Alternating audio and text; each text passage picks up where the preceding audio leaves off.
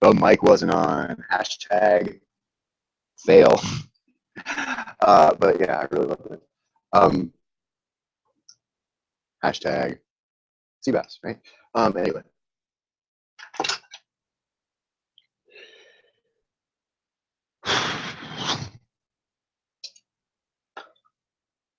Okay. Well, now I've lost my spectacles and my testicles and my wallet and my watch. Okay, I haven't really lost all of those things. But, suddenly my glasses were not right where I thought. I don't know why I'm completely obsessed with the idea of starting to show off in sunglasses like the future's so bright kind of thing. So, like, there's literally too much for me to keep straight anymore, and in a way, I'm kind of okay with that. There are silver linings happening. I think I'm going to get back on my old insurance, which is a good thing. And interestingly, paradoxically, that $37,000 medical bill I have may actually be the reason why I'm going to get expedited. So that may have been kind of a weird blessing in disguise kind of thing. What I really want to do first, though, is show you my game. My new game that I just literally debuted today with my buddy Mike. Let's see here. Okay. There's the wheel. And here is the board. As you can see, I'm going to shrink the size down a little bit. Mike was my student, by the way, of course. I just try to personalize the game. You know, how hard is it to really personalize a game? All I got to do is put his name on the board and put his name in the little title of the wheel here. So all you do is you mute the sound, and then you spin the wheel. Now, oh God. All right, I see. Okay, I can't do that. Spin the wheel. Today is June 16th, right? So you look at the calendar now. And over here on June 16th, what do we got? We actually have nothing. Now, interesting, right? I actually planned on that because what the idea here is that on the 16th, okay, there's nothing. But look up at the top. You're supposed to be able to say yesterday or today or tomorrow. So if you come up on one that's empty, like June 16th, you look at that and you say, today I am home, but tomorrow I will be in New Zealand. Okay, let's spin the wheel again. Keep in mind, this is like a first beginner kind of kids class, so I got to kind of keep it visual and colorful. I got to keep it kind of changing up constantly. Today is June 29th. Okay, easy, right? Today I'm in Russia, Moscow, Russia. Tomorrow I will be in Dubai. You spin the wheel, and you can just do this for about 5 minutes. Is really all it takes. Today is June 2nd. Okay, June 2nd, nothing. But tomorrow I'm in Sydney, Australia. And you get the idea. I put a bunch of different cities on the calendar here. Today is June 16th. Okay, nothing. But tomorrow I will be in New Zealand. So yeah, it kind of works. I gotta say, I'm pretty happy. Not only am I pretty happy with it, but Mike was entertained. Like, Mike dug it. And again, you don't have to play it for half an hour. It won't last half an hour. But what I need is something to just kind of put 5 extra minutes in there because the lessons aren't quite long enough. And they yell at you if you just keep going, right? You can't go on. You can't go to the bonus material. You literally have to kind of have pre-seen the material and created your own sort of extended version of it, which I'm now getting the hang of, and it's fine. It's not like I get paid for it, but I'm having fun doing it. And the other thing about that is, while it is working for free in a way, like, it is going to set me apart. They're going to notice. I think not every teacher, I think, goes to these lengths. And maybe it's way too far, but at least I think it will get me noticed a little bit. I mean, in so much as I need to get noticed, in a way, I just want to keep the kids entertained and keep them speaking in English and learning. June 30th, goodbye. I had fun setting this game up, and I really enjoyed the heck out of just sort of building it. And then, let's see, can I actually bring it up? And that? No, I cannot. Okay, so I just got to do this, and then this, and then sort of spin the wheel. Today is June 22nd. And that means tomorrow, tomorrow I'm in San Francisco. I was actually going to extend it with like this weekend I will be in kind of thing, right? Idea being if it's Thursday and there's nothing there, but you can go to a place for a weekend. Hollywood, California, for example. I don't know, it's weird because when you're doing this kind of thing, you're trying to stick with one thing. They have certain locations they use in their material, right? So you're always in China, Shanghai, Beijing, Guangzhou, I think. I think I put Macau in here, but they haven't really included Macau in anything. They'll throw it in Australia, like Sydney, Australia, as a location that appears, I mean, in their own materials they put in. But then stuff like Mexico, you never see in Mexico in their materials. And every one of the students I get, I throw Mexico at kind of, they're not quite sure. They haven't seen the sequence of letters quite that way.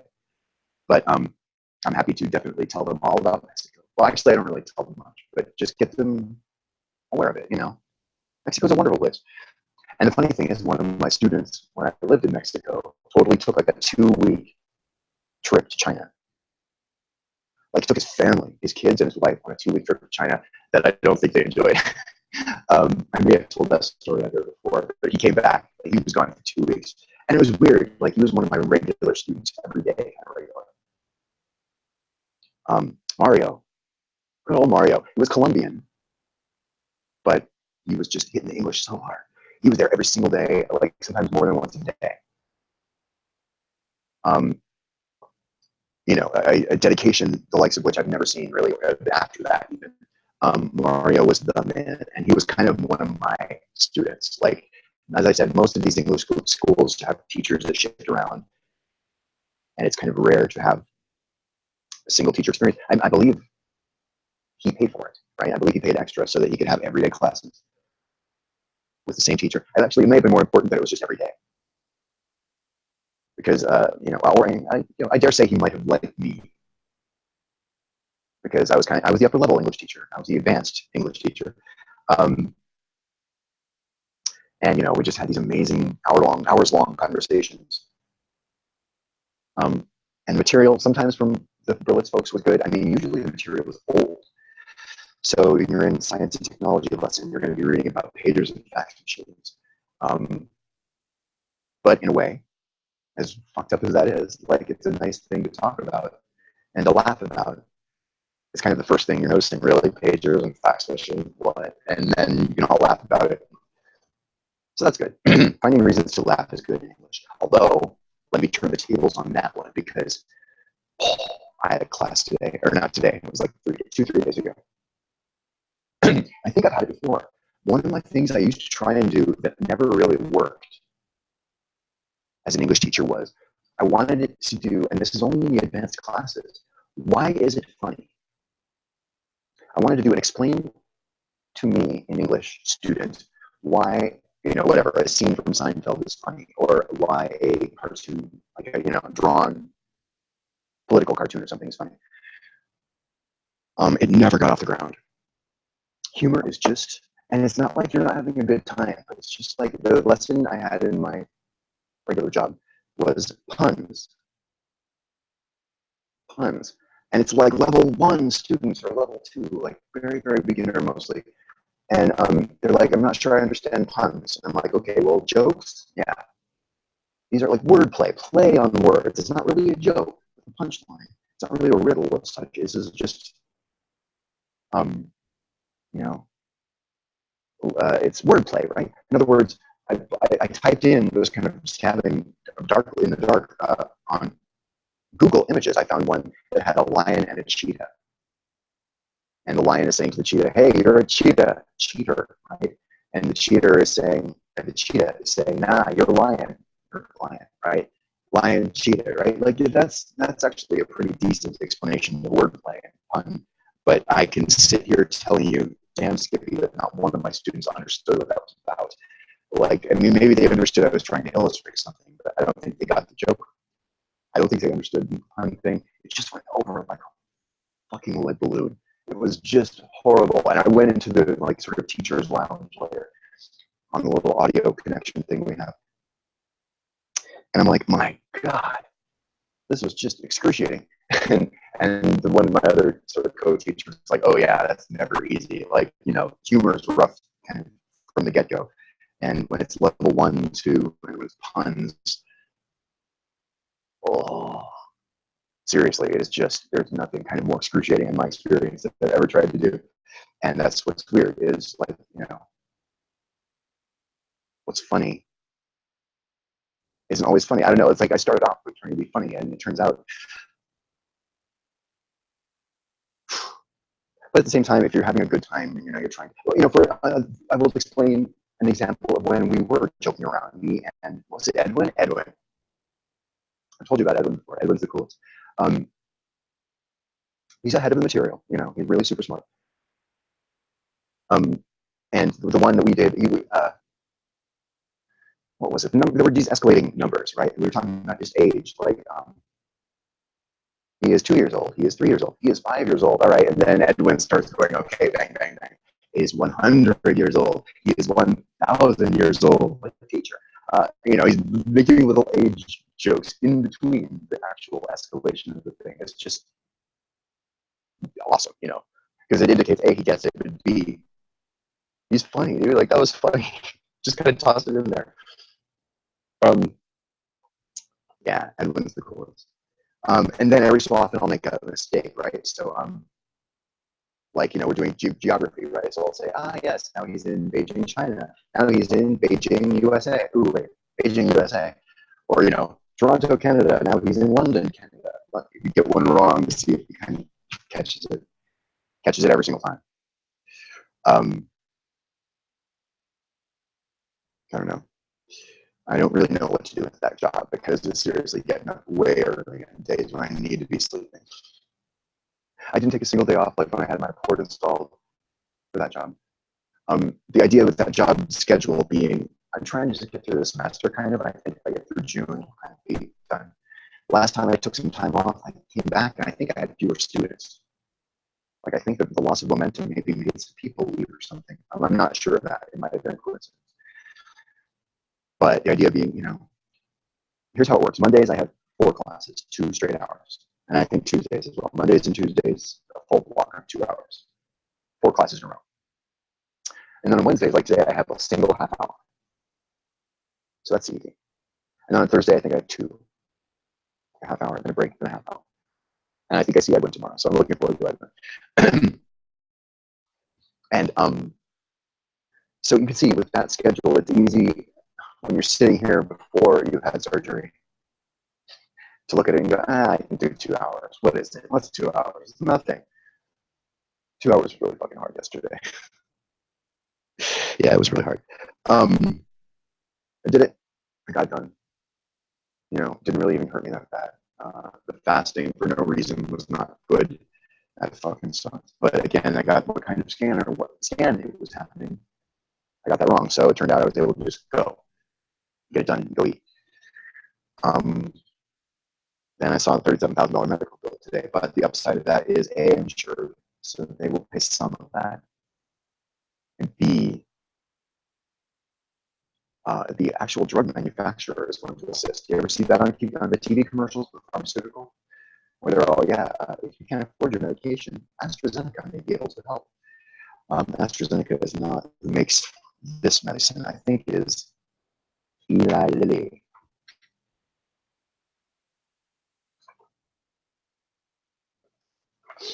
But yeah, I'm gonna see if I can snap a picture of the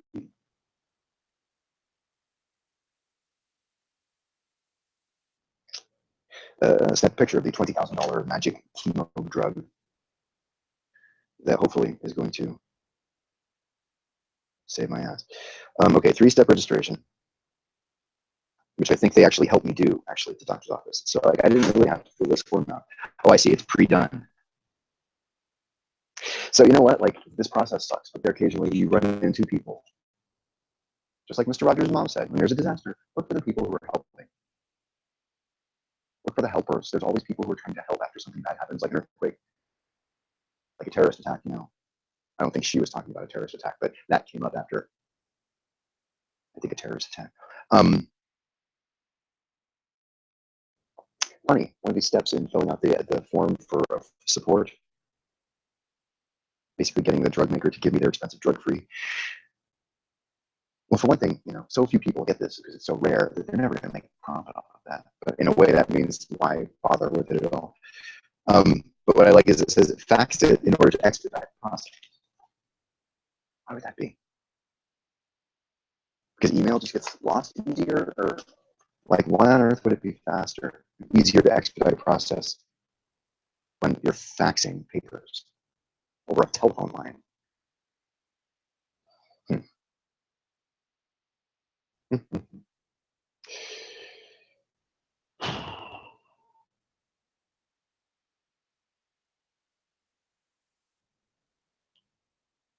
How long can I just sit here and not say anything? I don't know. Like it's just every so often I just kind of go and stop and think. The lady on the phone, one of the social worker people, was talking to me. No one's giving you a break. I'm like, I know, including by the way you, blowing on my phone. But she needed to. A, it's her job, and B, she's one of the few people I actually really do need to talk to. And she totally helped me. Look at the work she did for me. I'm like, fuck. So, chemo resumes today. It's not going to be like it was last time, though, because last time I had to do it through an IV, and this is through the port. Port is, I guess, easier just because, no needles. But actually, here's the thing: chemo did not really knock me down much last time. I think it's the same drug this time as it was last time. But, well, I may be wrong about that. In fact, I may be wrong about that because when I saw Dr. Kramer, here's the thing: there are two drugs that sound very similar that I thought meant they were related, but they're not. There's doxorubicin, and then there's something else called Doxil. I assumed the Doxil was the short version of the doxorubicin. I'm pretty sure I'm wrong about that now.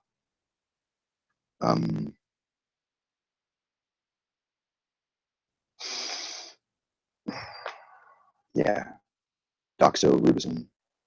Okay, interesting. Doxorubicin is spelled with two O's, D-O-X-O. Doxil is D-O-X-I-L. And so they are different medications. They just happen to both start with dox, D-O-X. That's good. It's good to be as mixture as it's good to be as ambiguous as possible. Have names just all start with dox. We'll never get right. I'm also told my hair is going to fall out. I have read that doesn't happen to everyone.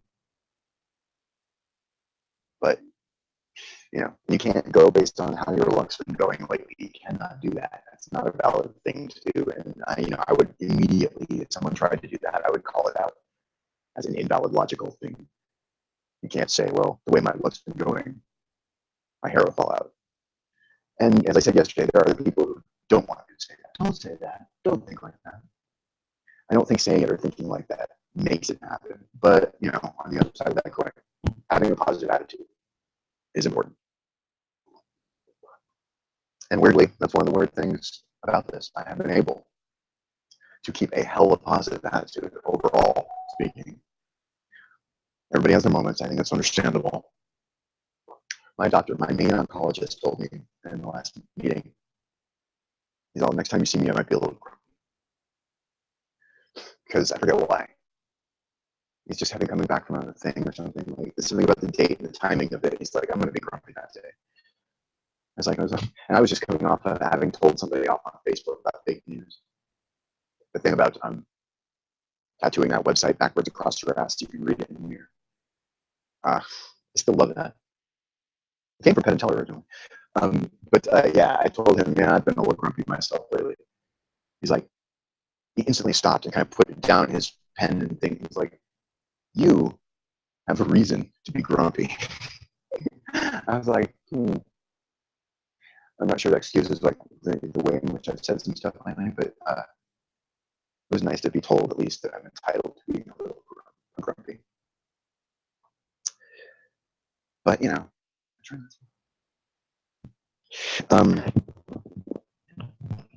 gonna take my clothes off.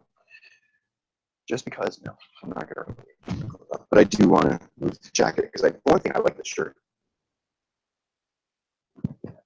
And I just feel like I want to see what it looked like on camera because this is not a bad shirt.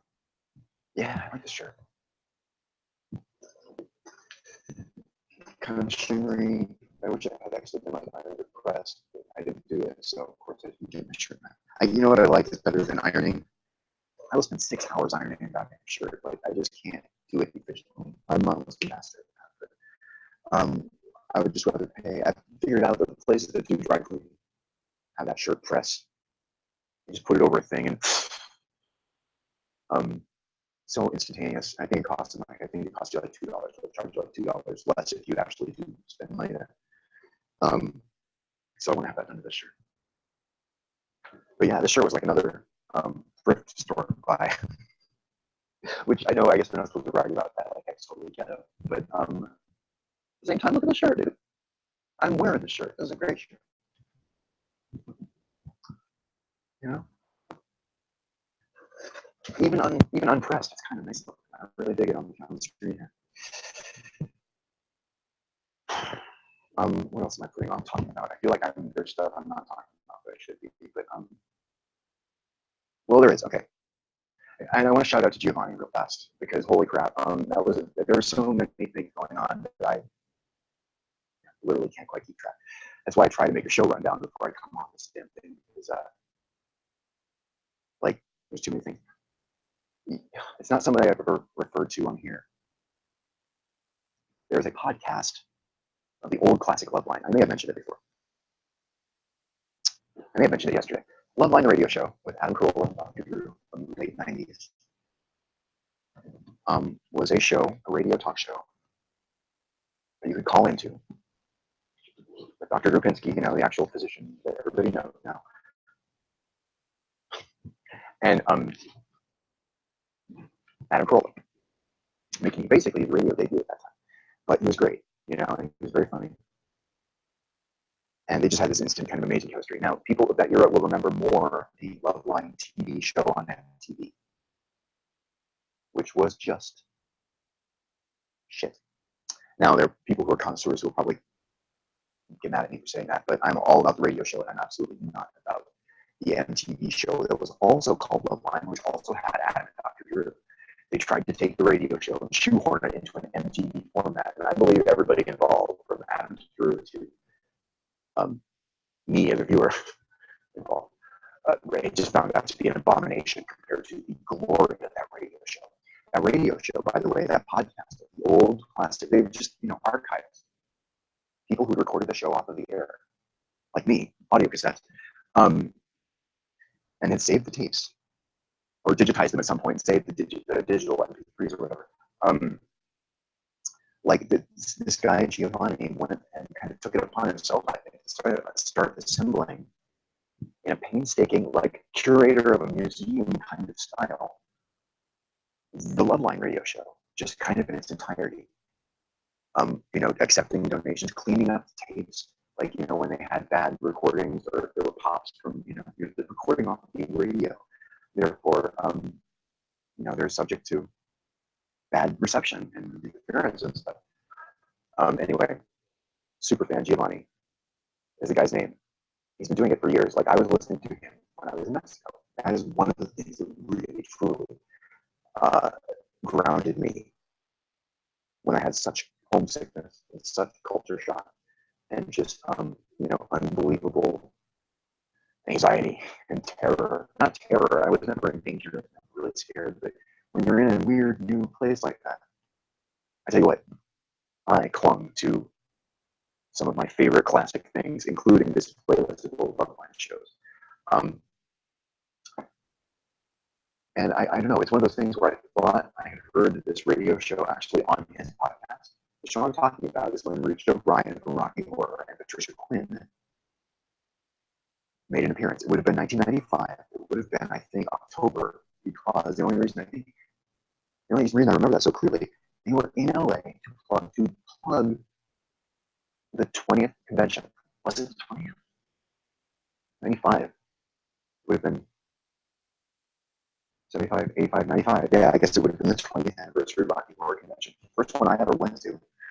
I brushed up against Richard O'Brien or more accurately, he brushed up against me at the Roxy Theater in LA with my cast members next to me, my friends, you know. We were all there from Tucson. I'm one cast of amongst like 5 or 6 casts performing at the convention in LA in 1995. And sure enough, on Loveline, like the day or two before, I remember listening. I remember recording it, I think even. Was Rich O'Brien and George Quinn. Now, if you don't know who those are, that's from that's Riff Raff from Rocky Horror and Magenta, 2 of the people in the movie Rocky Horror Picture Show. The actor is actually the bald guy is the writer, like the guy who wrote the show that became the movie. And it was not a great episode of Loveline. That's the other one. All this build up, and it was like, wow, they were not really good guests for the show. And nobody, I think Adam didn't know who they were really, or did, but kind of didn't. Knew had a bio in front of it, but just didn't really have familiarity. I don't know that the guests were necessarily really great, really fun or really participatory. It was just not a great show, but I swear to God, I heard this show, and I swear to God, I thought it was on his podcast. If it wasn't, then it must mean I had it somewhere. And I've vowed to Giovanni that I will dig through all the stories that I have and all the tapes that may still exist. And if I still have them, there definitely is. I'm really concerned that I maybe shot my mouth off, or that at the very worst, at the very least, that all of the things I have in my collection are already stuff he has, duplicates. Because the things I treasure the most were the lightning round, which is a thing Adam Carolla used to do on like Thursday nights at the end of the show, but like before the weekend. And the lightning round and the callers with smoke detectors going on in the background. This was just, I want to say comedy genius. It was more like call-in radio talk show genius. Unheard anywhere else. Like, you never heard this happen. I've never heard. They used to talk about it. Drew and Adam used to talk about it. They used to say, like, how is it that only in the past few weeks, all of a sudden callers are calling us with smoke detectors going off in the background? Like chirping, low battery, smoke detector. The greatest thing about that was that, as I said, I was listening endlessly in Mexico. I didn't have data service on my cell phone. At least the way it works in Mexico is very different. It's much more credit-based. And data is like, a much higher expensive thing in Mexico. Like to use data in Mexico to go over your account or whatever will cost you a whole fucking shitload more money. It might have been because I was from the US. I was like roaming as well. Anyway, that's a long-winded way of saying that I needed to have all of my content here. I couldn't be letting it stream to me.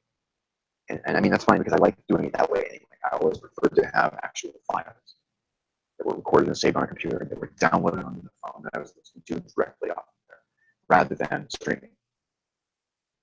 Just because it uses less battery. That was the thing, actually. I think mostly was battery. My iPhone had a shitty battery. And if you're listening, you turn on airplane mode, turn the screen all the way down, and just let the audio play.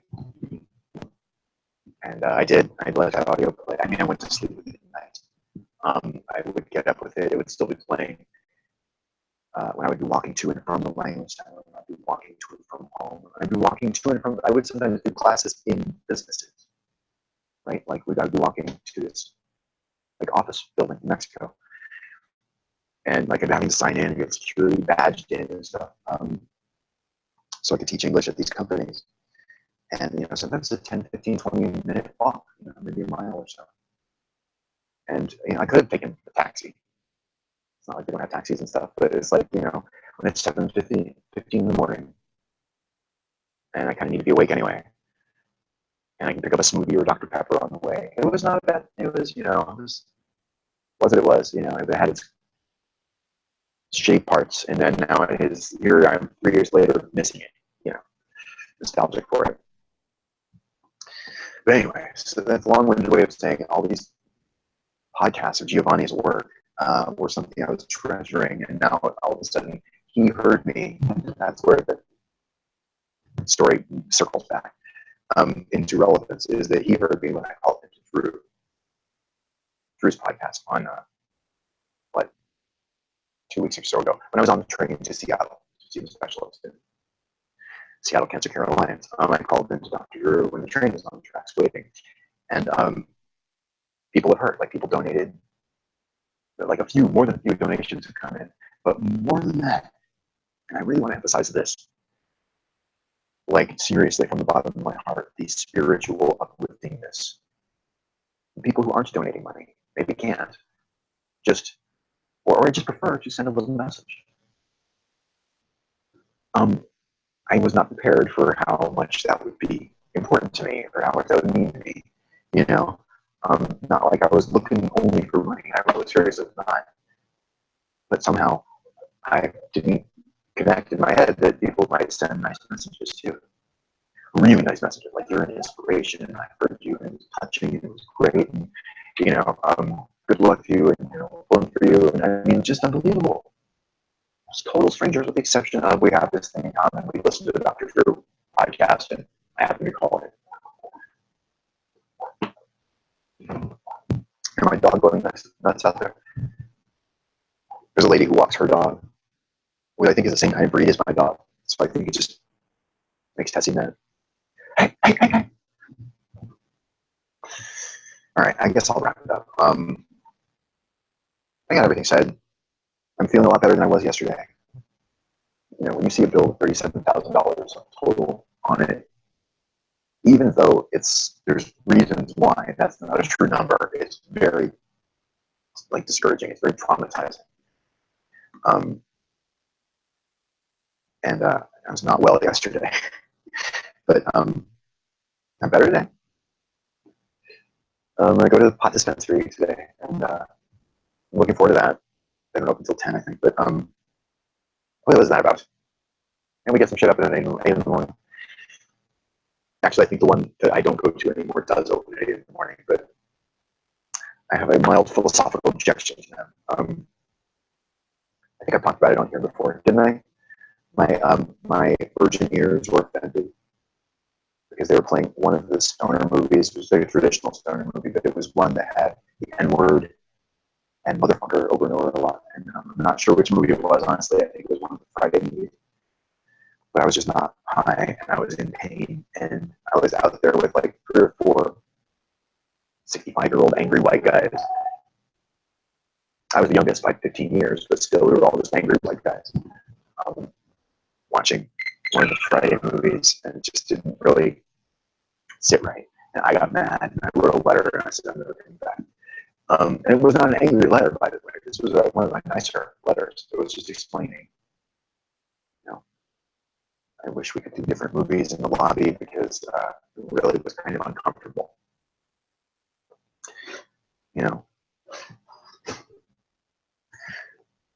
I mean, but the other thing is, when you go into the actual room where the pot is, they have cBas on. For Christ's sake, they have goddamn nature and documentaries and Frontline and shit. And it's like, well, why can't we be watching that in the lobby?